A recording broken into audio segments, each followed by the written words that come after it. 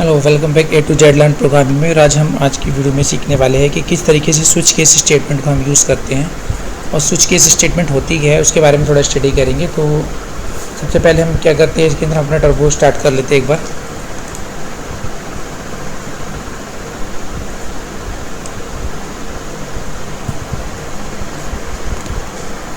हमने ऑलरेडी जो है ना बहुत सारी स्टेटमेंट्स यूज़ की रखी है, जिसमें इफ एल्स स्टेटमेंट तो हमने पहले ही स्टडी कर रखा है कि जितनी भी हम जो कंडीशंस चेक करते हैं वो डिसीजन मेकिंग स्टेटमेंट यानी इफ़ स्टेटमेंट या नेस्टेड इफ एल्स स्टेटमेंट का यूज़ करके करते हैं।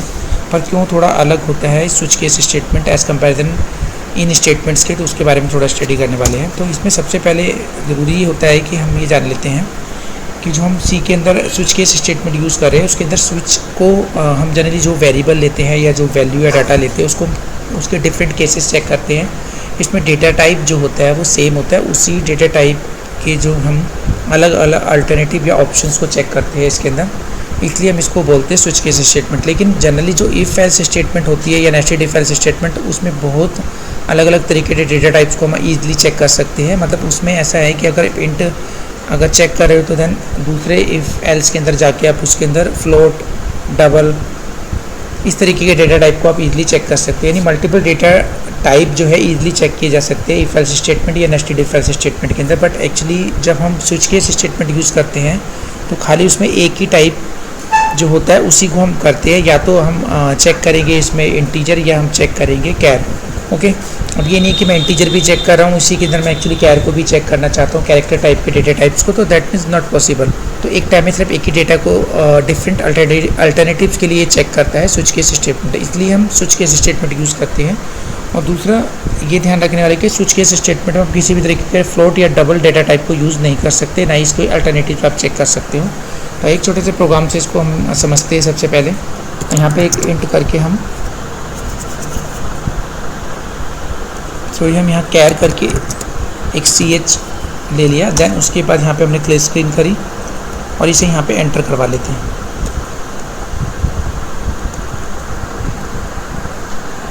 Enter any character. तो मैं ये कह रहा हूँ कि अगर मैं कोई एक कैरेक्टर एंटर कराऊँ और वो चेक करूँ कि वो वोवल्स है या नहीं है, अगर वोवल्स है तो वो प्रिंट कर दे, अदरवाइज नहीं तो वो कॉन्सोनेंट कर दे। तो जनरली देखा जाता है हमारे पास 26 लेटर्स होते हैं, 26 लेटर्स में से 5 हमारे पास वोवल्स होते हैं। तो सबसे कम जो हम अल्टरनेटिव्स चेक कर रहे हैं वो किसके लिए चेक कर रहे हैं, वो चेक कर रहे हैं हम यहाँ पे कैरेक्टर यानी कि वोवल्स के लिए। तो हमारे पे नंबर ऑफ ऑप्शंस और जो अल्टरनेटिव्स है वो ओनली फॉर द वोवल्स के लिए है, क्योंकि ओनली 5 हमारे पास है। ओके, और अगर हम बात करें कॉन्सोनेंट की तो कॉन्सोनेंट हमारे पे बचते हैं टोटल 21। तो 21 को तो हम इतने सारे केसेस चेक नहीं करवा सकते, इसलिए हम यहाँ पे क्या करेंगे, यहाँ पर हम चेक करेंगे किसको, पहले वोवल्स को। तो इसमें हमने एंटर करवा लिया और उसको स्कैन कर लेते हैं यहाँ पे। तो %C और %CH। तो इसके बाद हम यहाँ पे क्या करेंगे, सबसे पहले स्विच यूज़ करेंगे। तो स्विच के अंदर हम वो वेरिएबल का नेम पास करेंगे जिसके लिए हम अल्टरनेटिव चेक करने जा रहे हैं, तो CH।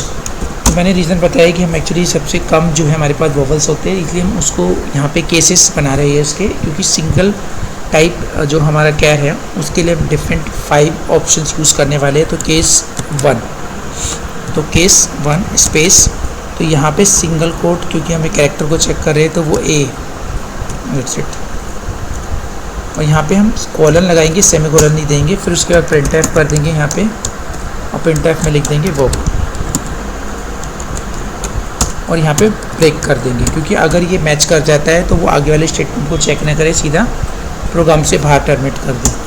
अब यहीं पे हम इसे कॉपी पेस्ट भी यूज़ कर लेते हैं। तो हम कंट्रोल इंसर्ट का यूज़ कर रहे हैं और फिर उसके बाद शिफ्ट इंसर्ट का यूज़ करेंगे पेस्ट करने के लिए। देन नेक्स्ट जो है हमारा वो है E। फिर उसके बाद नेक्स्ट हमारा वोवल है वो है हमारा I and then O and U।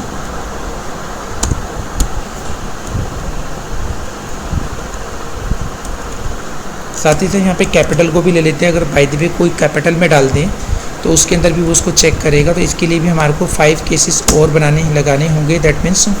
तो तो अगेन हम यहाँ पे इंसर्ट कर देते हैं कैपिटल के लिए। तो फर्स्ट हमने कर लिया, देन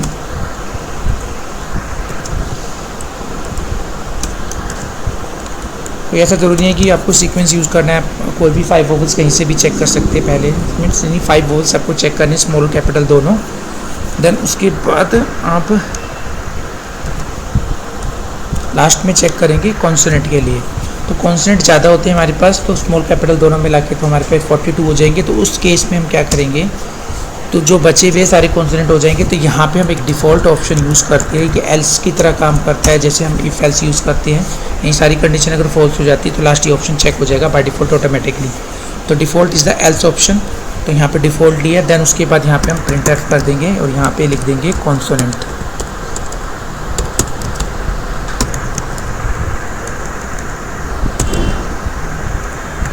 कॉन्सोनेंट कर दिया एंड देन फिर हमने ब्रेक दे दिया, दैट्स इट। और यहाँ पे इसे बंद कर दिया। तो ये हमारी स्विच केस स्टेटमेंट बंद हो गई है। एंड देन गेट ch एक बार हम कंपाइल कर लेते हैं तो कोई एरर नहीं है। एंड कंट्रोल F9 से इसे रन कर लेते हैं। तो कैरेक्टर एंटर करवाने के लिए बोल रहा है, हमने ई प्रेस करा तो वोवल है। फिर एक बार दोबारा रन करवाते हैं, देन हमने कैपिटल U करा, वोवल है। अब हम कोई भी उसके अलावा AIOU के अलावा डालते हैं तो that means T, that is the consonant. तो ये था एक सिंपल सा प्रोग्राम जिसमें हमने सीखा किस तरीके से हम यूज़ करते हैं स्विच केस स्टेटमेंट और क्यों यूज़ नहीं करते। इसके अंदर हम डेटा टाइप ओके अलग अलग एक टाइम में सिर्फ एक ही डेटा टाइप के अल्टरनेटिव या ऑप्शंस हम यूज़ कर रहे थे बाय यूजिंग द केस। तो केस इसके ऑलरेडी कीवर्ड्स होते हैं जो स्विच केस स्टेटमेंट के साथ हम एक्चुअली यूज़ करते हैं। ओके तो ब्रेक इसलिए यूज़ कर रहे हैं। अगर मैं यहाँ से आपको ब्रेक हटा के दिखाऊँ और सपोज करो कि मैंने यहाँ ब्रेक हटा दिया, ये कमेंट दे देते हैं। देन उसके बाद हम यहाँ पे भी एक बार कमेंट दे देते हैं।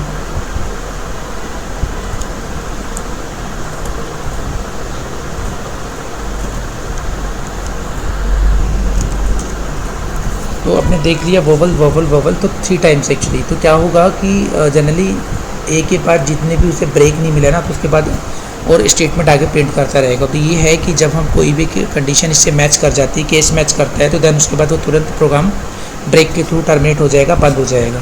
अगर ऐसा नहीं करेंगे तो उसके आगे वाली स्टेटमेंट को भी वो प्रिंट करता रहेगा। इसलिए ब्रेक कंपलसरी होता है सिंटेक्स और रूल के अकॉर्डिंग टू। आई होप ये वीडियो आपको क्लियर हो गई होगी स्विच केस स्टेटमेंट क्यों यूज़ कर रहे हैं, क्या होता है ब्रेक का काम। तो इस तरीके के कुछ क्वेश्चंस आपके माइंड से बिल्कुल खत्म हो गए होंगे। तो तुरंत इस वीडियो को शेयर और लाइक कीजिए। Thank you very much, have a nice day.